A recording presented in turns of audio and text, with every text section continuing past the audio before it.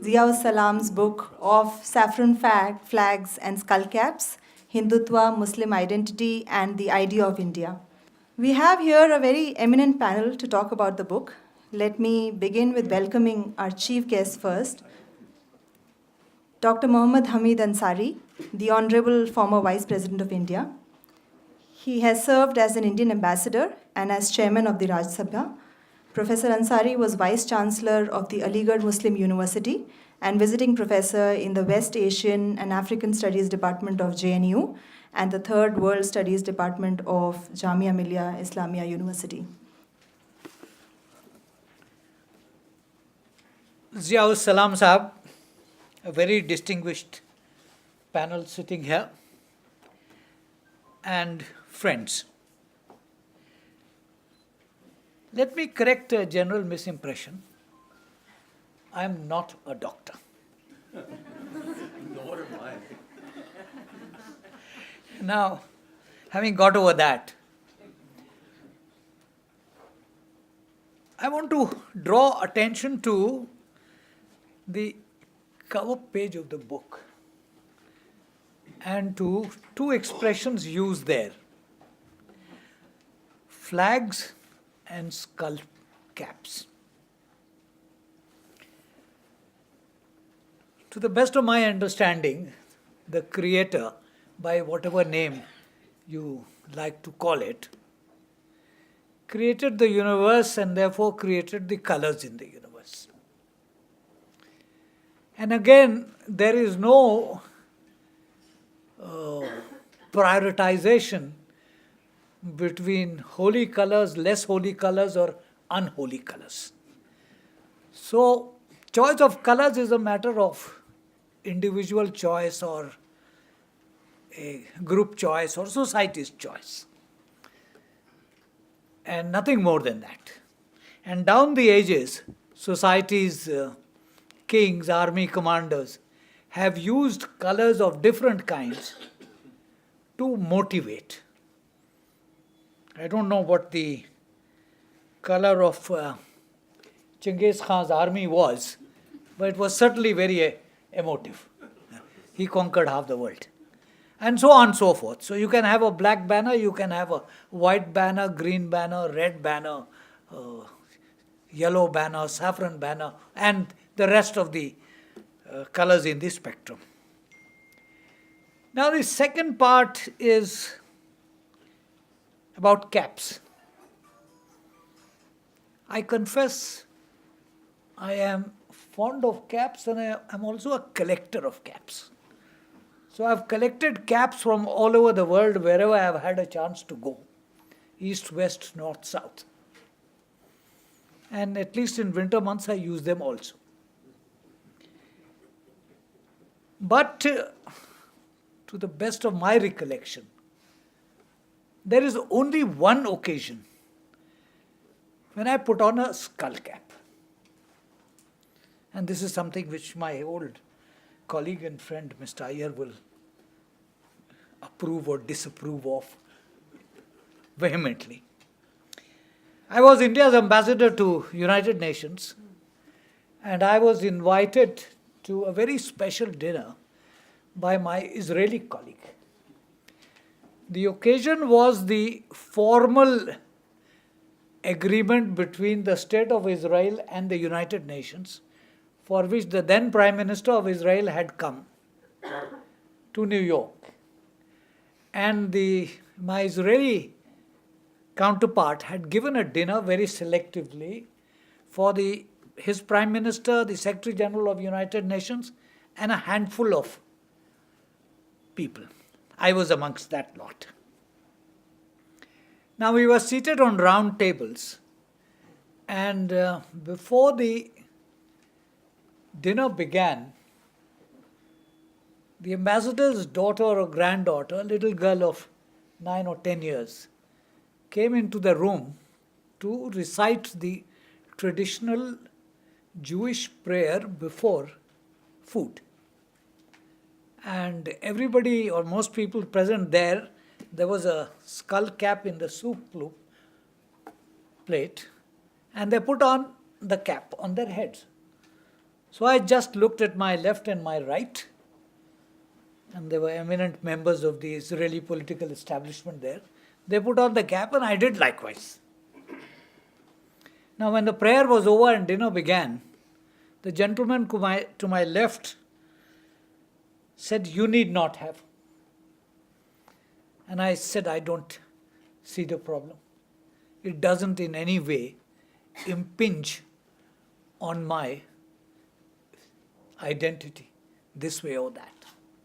So the point that I want to make is that a cap does not add to identity. And any suggestion that is made that a cap signifies an identity is perhaps a misperception, perhaps a reflection of bigotry. Now, having said that, and having gone through most of the book, I think this is a very seriously written book, a very carefully written book, and a book which has been written with an, I can only call it an innovative approach.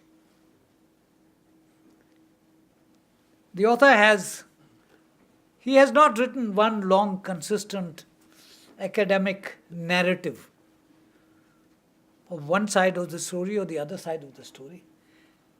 He has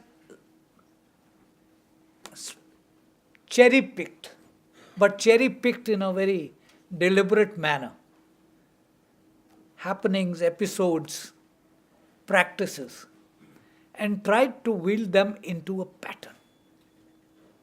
And then, having determined that there were two dominant patterns in our society, he comes back to the third, the most important pattern, which is India.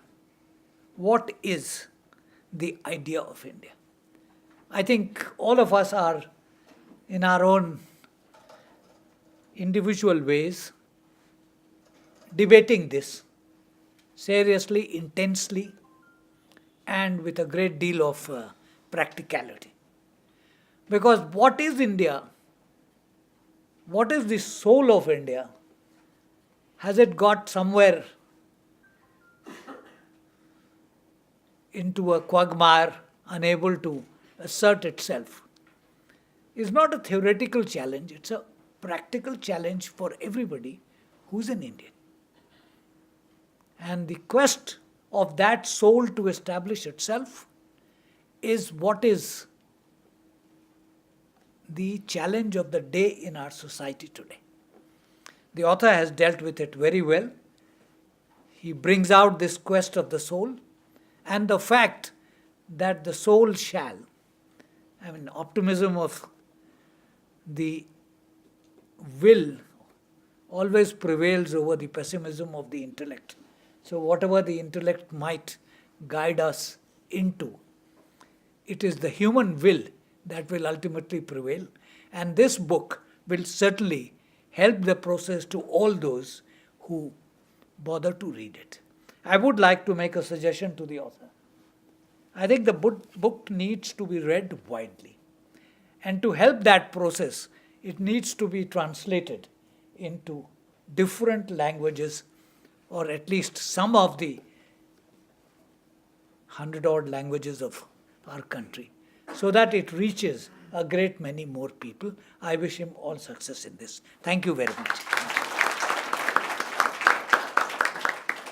Assalamu to everybody. First of all, until this evening, rather till 5 minutes back, I knew Manisha was a kind soul.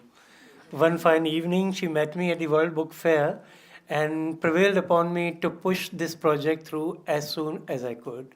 And if this book is with me in my hand today, and it is with many of you by now, I think the entire credit goes to Manisha and the SAGE team.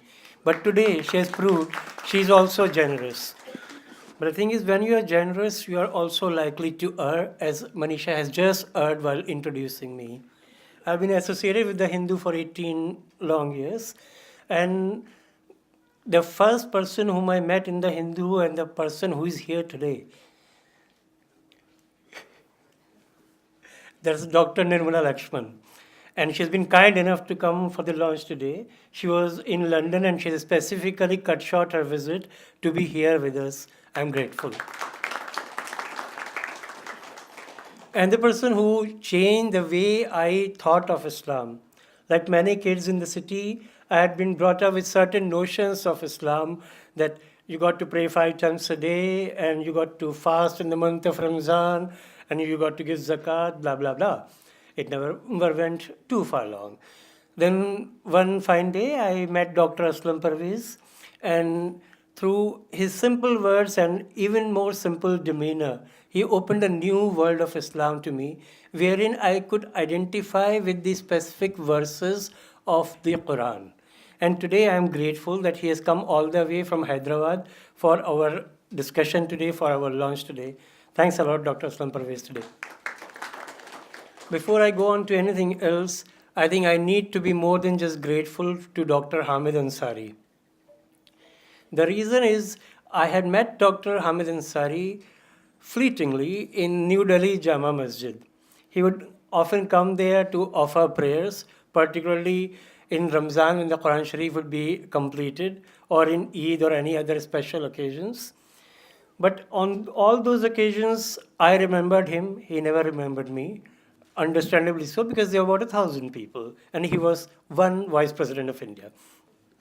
But one fine day, when I spoke to him, and he readily agreed to release this book today, and I went to meet him. It was a very brief meeting, maybe for 20 minutes or so.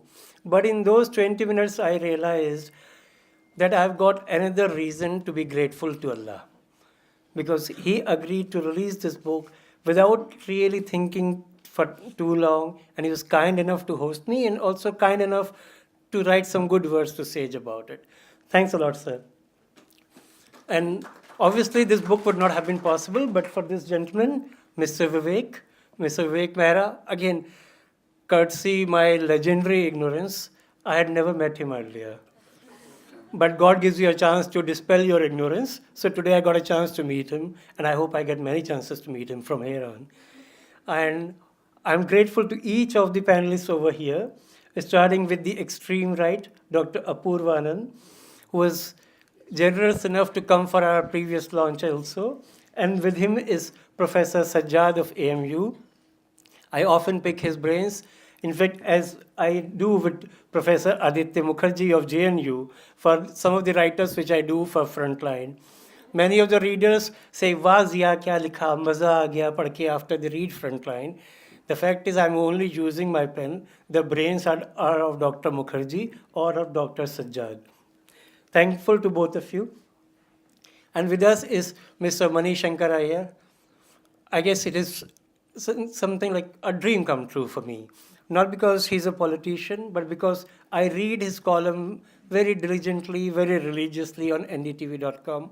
And there has never been one occasion when I have not come back wiser for reading the column. It's a great honor to be on the same panel with Dr. Mani Shankar Iyer today for me. And obviously there's good, not old, good young friend, Maria Shakil.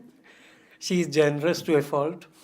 And she's hyper busy. She has a show in the evening, but she has been kind enough to make some allocation for our discussion today, though I guess she might have to leave early due to her commitments.